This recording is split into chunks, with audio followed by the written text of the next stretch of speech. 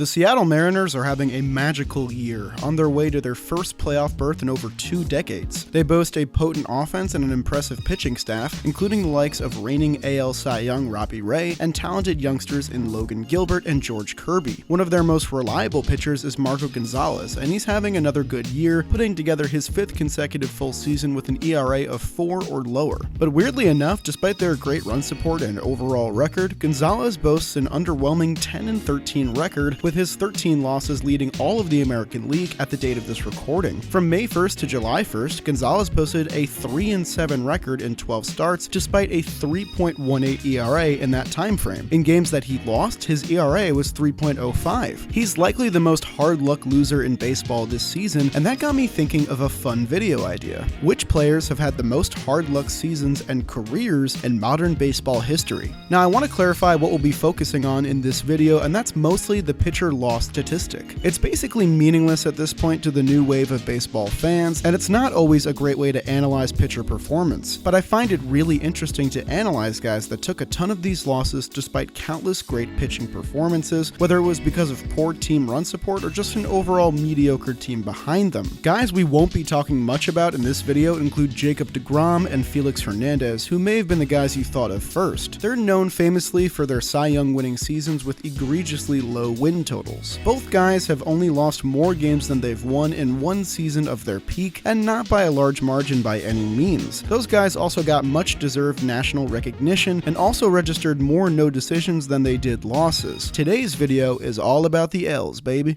Alright, let's get started. Since the beginning of the expansion era, there have been nearly 250 qualified seasons where a starting pitcher maintained an ERA under 4 while losing over half of their decisions on the year. Let's dive into the biggest anomalies of this list. The most egregious by far belongs to Shelby Miller during his stint with the 2015 Atlanta Braves, a team that lost 95 games and placed dead last in MLB for runs scored by a 40-point margin. Miller became the surprise ace of the team, making his first and only All-Star team of his career after being acquired in the Jason Hayward trade with the Cardinals. In his best career season, Miller tossed over 200 innings and pitched to an ERA a smidge over 3, with over 170 punch-outs on the season. Despite these numbers, Miller won just 25% of his games, putting up an unbelievable 6-17 record, the worst of any pitcher to make the All-Star team in the past 30 years by winning percentage. What's crazier is that Miller actually started the season 3-0 and later 5-1 after allowing just 8 earned runs in his first 54 innings in 8 starts. Miller tossed 5 quality starts and 2 shutouts in this span, good for a 1.33 ERA, best in baseball to that point. But this means that Miller, in his remaining 21 starts that season, pitched to a respectable 3.63 ERA and somehow went 1-16. That's almost impossible to conceive. A 3.63 ERA equates to 5 innings pitched and 2 earned runs. So you're going out there doing that every single time and you somehow lose 16 starts in that span. That's incredible. After Miller's complete game shutout win against Miami on May 16th to improve to 5-1, Miller didn't win again until his final start of the season, 4 months without a win. He tossed 8 shutout innings against the team that traded him, the St. Louis Cardinals, and Shelby Miller, the 2015 All-Star, lost 16 starts in a row for that Braves team. You can definitely blame this on the lackluster Braves offense that year, but Julio Teheran, whose ERA was a full run higher than Miller's, managed a record of 11-8. Shelby Miller and the Braves were simply never meant to be, which is why Atlanta was probably wise to sell high on him, turning his production into All-Star ender Inciarte and shortstop of the future Dansby Swanson. The following season, Miller went 3-12 with Arizona, with a much more appropriate 6.15 ERA. So in 2015, Miller led the National League with his 17 losses, but over in the American League, the league leader in losses for that league also happened to be having a stellar season despite his own 16 losses. That pitcher happened to be the reigning 2014 AL Cy Young and future 2017 AL Cy Young, Corey Kluber.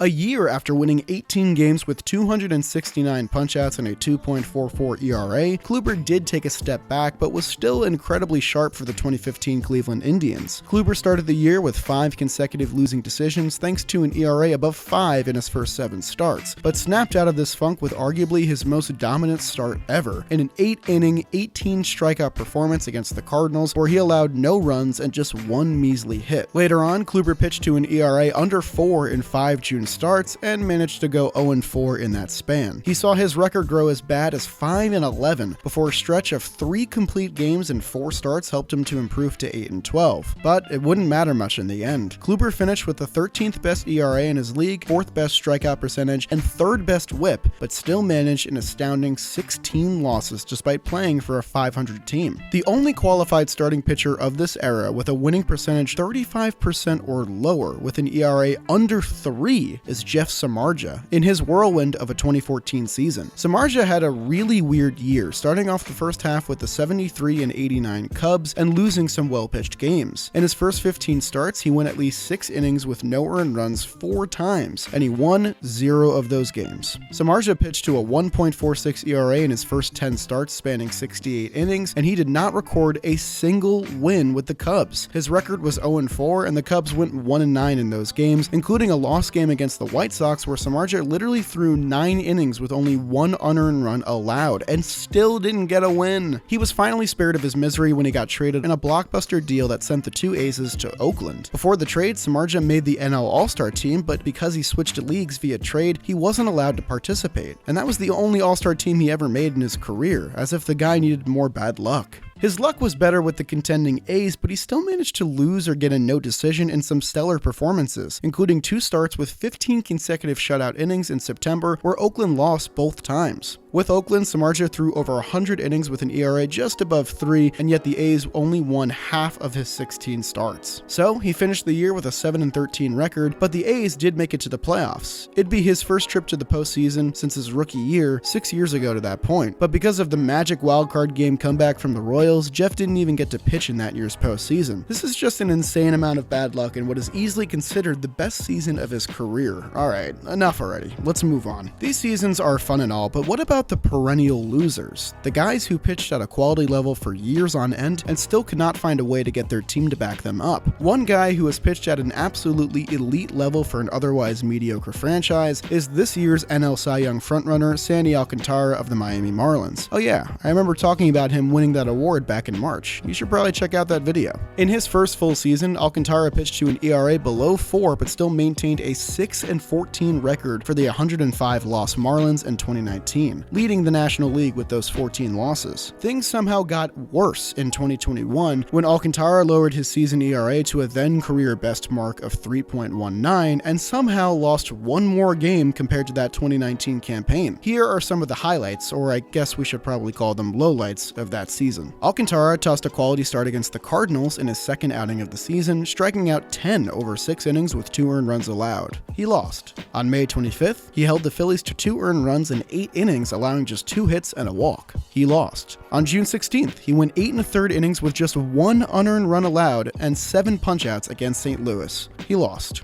On August 17th, 8 innings, 1 earned run, 7 punchouts against the Braves. He lost. The next start, 11 strikeouts over 7 fantastic innings of 2-run ball in Cincinnati.